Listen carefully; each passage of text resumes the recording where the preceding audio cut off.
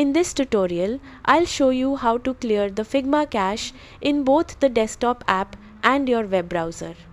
If you're using the Figma desktop app, open Figma and click your profile menu in the top corner.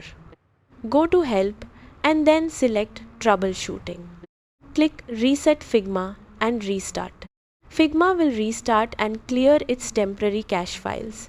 This won't delete your projects or design files. If you're using Figma in Google Chrome, click the three-dot menu in the top right corner and open Settings. Go to Privacy and Security and select Site Settings.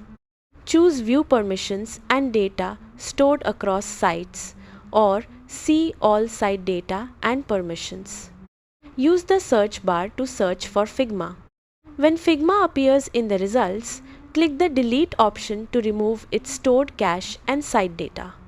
After clearing the data, refresh Figma or sign in again if required. This can help resolve loading issues, sync problems, or other unexpected behavior. And that's it! You've successfully cleared the Figma cache on both the desktop app and browser version. Thanks for watching, and I'll see you in the next tutorial.